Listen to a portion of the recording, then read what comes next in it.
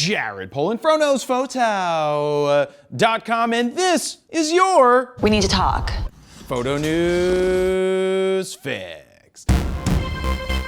This fix is brought to you by Wirestock, which is the easiest way to sell your photos, videos, and vectors online. Now here's how it works. You upload your photos or videos to Wirestock, they tag and keyword them for you, and then distribute them for sale on the largest stock websites like Shutterstock, Adobe Stock, 123RF, Pond5, and many more. You can do all this from one single free account, no subscription fees or flat fees. When you sell something, Wirestock takes 15% and you get the rest. There is no excuse not to at least try this out. For real, go try. Shoot a match lighting, a bug buzzing, heck, a dog licking itself. You never know. To sign up for free right now, head on over to bit.ly/FroWire12.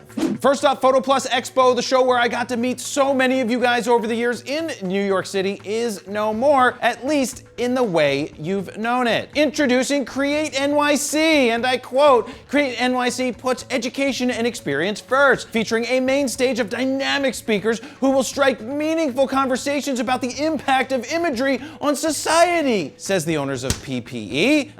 Create NYC. Like last week, this is more lip service. Read my lips. For real. Oh wait, it gets better. I wanna get better. Additionally, the event will offer attendees the opportunity for intimate educational moments through creator walks, sessions, and lab-style workshops, all known as creator experiences led by engaging visual creatives, including photographers, filmmakers, editors, artists. I'm an artist. And more. Way to go to town on the marketing words, guys. Engaging, intimate, educational. How about hands-on? Because that would make a great porn. You're onto something special. Well, here's a list of some of the creators that will be attending.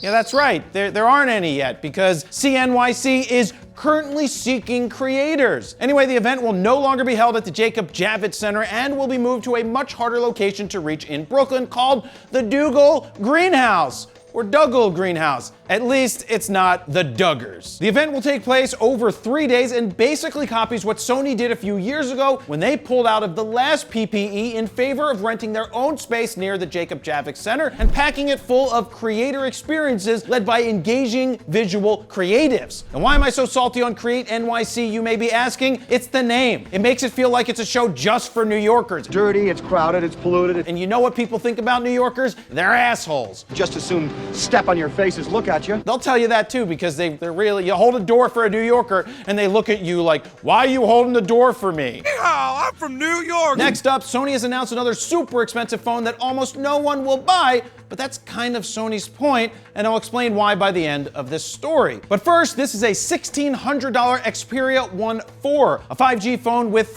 12 megapixel rear-facing cameras, all capable of capturing 4K 120 HDR, has 512 gigs of storage, 12 gigs of RAM, a 6.5-inch 4K HDR 21:9 120 Hz OLED screen, micro HDMI for DSLR live streaming at, why does it say DSLR live streaming? It just means monitoring. Damn it. Anyway, it will have lock-on tracking and IAF, 20 frames per second stills, and honestly, so much more. But the main feature being pushed by Sony in this camera, phone, is that it has true optical telephoto lens built in, giving you an 85 to 125 millimeter optical zoom. So if this phone is so packed with tech, why did I say that almost no one will buy it and that's kind of Sony's point? I don't know. Simple. Sony does this to showcase their tech. Just like they did a little while ago when they rolled out an electric car. They don't have plans on making an electric car, but they make the image sensors, the screens, and other tech that other companies want for their electric cars. The same thing can be said about this phone. Want an optical zoom lens for your next phone? Apple or Samsung or whoever else makes phone, OnePlus? Come to us. I'm gonna make him an offer he can't refuse.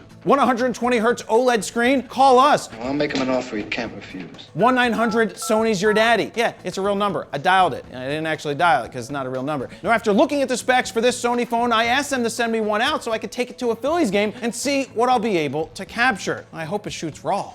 Next up, we need to talk. You suck. Remember this guy? Yeah. Well, he made a movie about a YouTuber who wears the same shirts every day with his face on it, eats the same lunch from the same place every day, lives in a loft, has an egg chair, and doesn't have arms as big as mine. Oh, and instead of being a photographer, he's actually a gamer. But it's not about me at all. Big congrats to Todd Wolfe for getting this feature film out into the world. And if you'd like to check out We Need to Talk, you can rent it or buy it wherever you watch your movies. But Jared, that was a plug. Yeah, for a friend who made something cool. Go check it out. It's newsworthy. And finally, one of my predictions for 2022 for Canon was that they would kill off the EOS M line. And right now, according to Canon rumors, my prediction has come true. They are saying that they've received some reports from 2 different countries that the M6 Mark II has been discontinued. They're having a sale, right? I personally like the EOS M lineup. Those cameras were pretty cool, and honestly, I think it was out before the EOS R came out. The only issue with the system was glass. They didn't support it with a lot of quality glass. Yes, there were cheap lens options, but not a lot of pro-ish choices. If you own an EOS M camera, don't fret, because one of the best ways to get pro glass is to get the M to EF adapter with EF glass, and you'll be good to go. Now, these transition periods can be tough, but I think Canon knew that the unification needed to happen sooner rather than later. Now that's why we're probably about to see some cropped sensor R cameras. If the rumors of the R7 and R10 are true, I think Canon's gonna have a big hit